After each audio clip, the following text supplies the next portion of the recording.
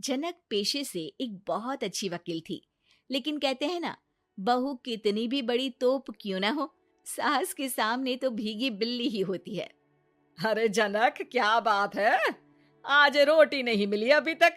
ये तेरा कोर्ट नहीं है जो आज फैसला ना हुआ तो कल की तारीख मिल जाए। रोटी तो रोज वक्त में चाहिए। हाँ। माँ जी, रोटी तो कब की बन गई। मैंने आपको कहा तो खाना खाने के लिए, आपने शायद सुना नहीं होगा। ओहो, जज नहीं हूं मैं तेरे कोर्ट की, सास हूँ सास। कोई दलील फालतू की मत देना यहाँ।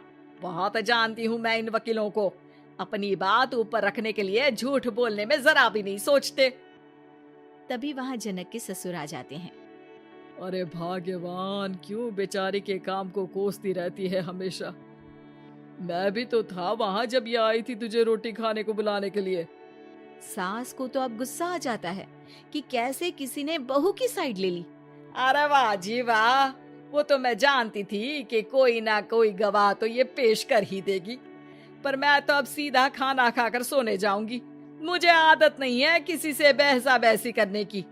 पता नहीं कैसे ये वकील इतना दिमाग लगाकर खुद तो झूठ बोलते ही हैं, साथ में झूठे गवाह भी ले आते हैं। जनक को सास के ताने सुनने की अब आदत सी पड़ जाती। एक दिन जनक वकील की ड्रेस पर काला कोट पहनकर कोर्ट के लिए निकल ही रही होती है कि अरे कहाँ चली काला कौवा बनकर। टोक दिया ना। अब कोर्ट तो वकील वाली ड्रेस पहनकर ही जाऊंगी ना। वाह भाई वाह, दामिनी तो मैंने भी देखी है। सन्नी पाजी ने ऐसा ही कोट पहना था और कहा था कि तारीख पर तारीख, तारीख पर तारीख। मतलब कि कोई बात करनी है तो बोलिए, वरना वक्त नहीं है मेरे पास खराब करने के लिए। अरे पता नहीं तुझ में क्या देखा मेरे बेटे ने, सारा दिन वकीलों वाली बहस करती है भोली भाली सास के साथ। अच्छा सुन, जो इतनी बहस मेरे आगे करती है ना, जरा अपने बॉस से कर ले, जो 1 साल भी ना हुए तेरी शादी को और काले कपड़े पहना दिए।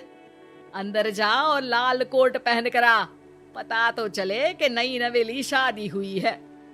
अरे माँ जी, कोर्ट में मेरा बॉस क्या करेगा? ये तो पूरे देश की ड्रेस है वकीलों के लिए। लेकिन सास तो ठहरी सास। अच्छा, तो कोई जरूरत नहीं है 2-4 साल कोर्ट जाने की।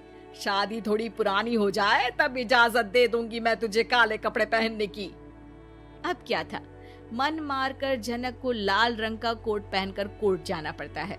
उसकी जाने के बाद आहा, बढ़िया आई पूरे देश की ड्रेस की बात करने वाली। अरे पहना दिया ना लाल कोट। अब सास आए दिन या तो जनक को उसके काम का ताना देती या फिर उसका काम छुड़वा देने की धमकी। तंग आकर एक दिन जनक पति से कहती है, मैं सोच रही हूँ कि कोर्ट जाना बंद ही कर दूं। अरे क्यों यार, इतना अच्छा करियर है, क्यों छोड़ने की सोच रही हो? अरे लाल रंग का कोट पहनकर जाना पड़ता है। हर बात पर सास ताना देती है कि वकील तेज होते हैं, सवाल जवाब करते हैं, झूठी दलीलें देते हैं। अरे तो ठीक है ना, वो जो कहती है अपनी समझ से कहती है, लेकिन तुमको तो पता है ना कि सच्चाई क्या है। जनक को पति की बात से हौसला मिलता है कि तभी घर पर कुछ लोग आ जाते हैं। अरे आइए पंच साहब, कैसे आना हुआ? अरे भाई साहब, सुना है कि आपकी बहू वकील है। तभी वहाँ सास आ जाती है। हाँ है तो, लेकिन क्या हुआ, फिर कहीं बहस कराई क्या? अरे हम तो खुद दुखी है उसके व्यवहार से। अरे भाभी जी, आपको तो पूरा मोहल्ला जानता है कि आप कितना बोलती है। फिर हम यहाँ बहू रानी की कोई शिकायत नहीं, बल्कि अपनी परेशानी लेकर आए हैं। ससुर जी खुश हो जाते हैं। हाँ हाँ, मैं भी बहू को बुलाता हूँ। जनक वहाँ आती है, सबको नमस्ते करके बैठ जाती है। बहू रानी, हमारे गांव में बड़ी मुसीबत आ गई है। अब तो पूरे गांव की जिम्मेदारी मानो तुम्हारे कंधों पर है। अरे ना ना, इससे तो घर की जिम्मेदारी पूरी नहीं होती, ये गांव की जिम्मेदारी क्या लेगी?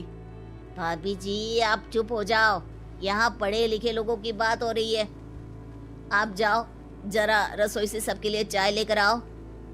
मैं कॉफी लूंगी। हाँ हाँ, वकील साहिबा के लिए कॉफी। सास सर पैर सब पटक कर वहाँ से निकल जाती है। बहू, गांव में पानी नहीं आ रहा है, पड़ोसी राज्य ने हमारा पानी रोक रखा है। इसका मामला तो बड़े कोर्ट में चलेगा पंच जी, लेकिन ऐसा क्यों? वो राज्य हम लोगों से पानी के पैसे मांग रहा है। अब आधे गांव में पानी की सप्लाई खत्म हो गई है बहू रानी।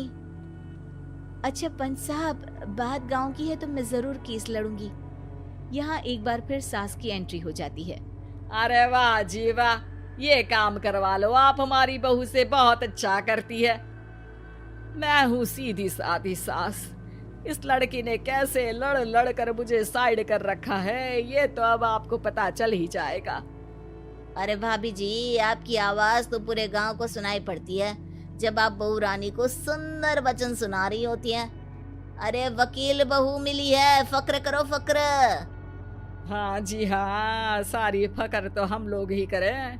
खैर, अब जो केस लड़ेगी और पानी गांव में आ जाता है तो पंच साहब लिख कर देना होगा कि हैंड पाइप में सबसे पहले मेरी बाल्टी और घड़ा भरेगा। अरे फिर तो हम बहू रानी के नाम पर घर पर ही सप्लाई दे देंगे, लेकिन ये इतना आसान नहीं है। बहू, गांव के पास अभी वकील करने की भी पैसे नहीं है तो। अरे पंच साहब, ये मेरे गांव का मामला है, मैं आपसे एक भी पैसा नहीं लूंगी। सास को बहू की बात पर गुस्सा आ जाता है, लेकिन सबके जाने के बाद झनक मन लगाकर गांव की परेशानियों को दूर करने में लग जाती है। और वो दिन भी आता है कि झनक केस जीत जाती है।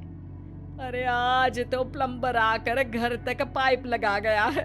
खुश हो जाओ, मेरे कारण तुम लोगों को घर के अंदर ही पानी मिल जाएगा।